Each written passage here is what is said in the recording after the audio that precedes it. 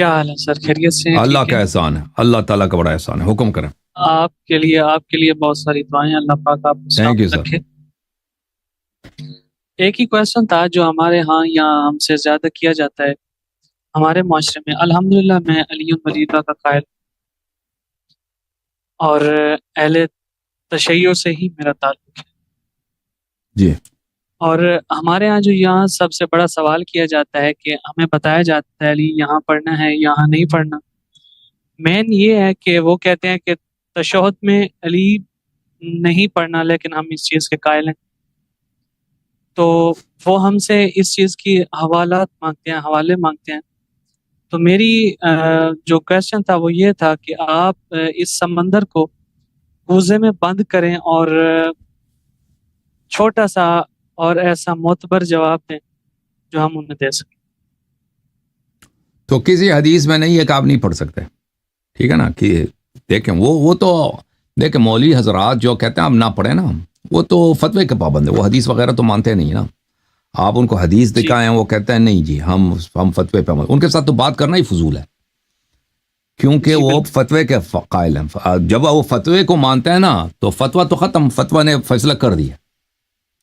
اگر آپ جی بالکل قرآن و سنت کو نہ مانیں، ایک مولوی کو مان لیں، اور وہ میں کہ مولوی کہہ رہا ہے کہ پڑھنا حرام ہے، تو بات ختم ہے، پھر جی بحث کی کوئی گنجائش ہے؟ پھر گنجائش نہیں نا اس کے ساتھ، مقلد حضرات کے ساتھ بحث کی گنجائش ہے؟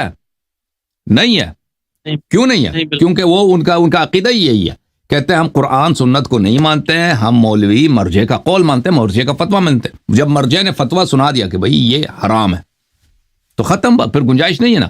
البتہ جو شخص کہتا ہے کہ نہیں میں قرآن سنت کو مانتا ہوں، مولوی کے قول کہ میں مجھے پرواہ نہیں ہے کہ مولوی کیا کہہ رہا ہے، قرآن و سنت کیا کہہ رہا ہے، تو عرض یہ ہے کہ قرآن و سنت میں اہل بیت طاہرین علیہم الصلوۃ والسلام کے کسی حدیث میں نہیں ہے کہ آپ نہیں پڑھ سکتے، ٹھیک ہے نا؟ کسی روایت میں نہیں پڑھ سکتے۔ روایت میں ہے کہ پڑھنا چاہیے۔ وہ کون سی روایت ہے؟ میں آپ کو دکھا دیتا ہوں روایت، ایک منٹ۔ یہ کتاب ہے الاحتجاج الطبرسی جزء اول، یہاں پہ حضرت امام جعفر صادق علیہ السلام کی حدیث ہے، صفحہ نمبر 158 میں، کہ جب تم لا الہ الا اللہ محمد رسول اللہ کہہ دو تو اس کے بعد کہہ دو علی امیر المؤمنین، ٹھیک ہے نا؟ یہ ان کا فرمان ہے، ٹھیک ہے نا؟ لیکن یہ واجب نہیں ہے۔ کیوں واجب نہیں ہے؟ کیونکہ امام جعفر صادق علیہ السلام کی اپنی حدیث ہے کہ تم لا الہ الا اللہ محمد رسول اللہ صلی اللہ علیہ وسلم کہہ دو شہادتین میں، تو یہ کافی ہے، یہ مجزی ہے، یعنی کافی ہے، یعنی کافی کا مطلب یہ نہیں اس کے بعد نہیں کہہ سکتے، یعنی یہ نماز ہو گئی بھائی، کہ اگر نہ کہیں مزید الفاظ نہ کہیں تو نماز صحیح ہے، ٹھیک ہے نا؟ تو وہ حدیث صحیح ہے اپنی جگہ پہ، کہ جو شہادتین پڑھتا ہے اس کی نماز صحیح ہے، جو شہادت ثالثہ نہیں پڑھتا اس کی نماز باطل نہیں ہے۔ کیوں؟ کیونکہ امام جعفر صادق علیہ السلام کا فرمان ہے کہ جو شہادتین پڑھتا ہے اس کی نماز صحیح ہے، تو ختم۔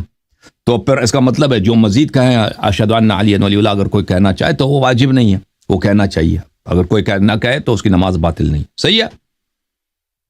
مطلب یہ کہ نماز کی خوبصورتی کے لیے یہ پڑھا جا سکتا، یعنی عرض یہی ہے کہ اگر آپ کہہ دیں تو یہ اللہ کو پسند ہے، یہ مولا کا فرمان ہے، اگر نہ بھی کہیں تو اس سے نہ کہہ دیں تو بھی نماز آپ کی باطل نہیں ہے، اوکے؟ بہت اللہ آپ کو بہت عزت ہے، تھینک یو سر۔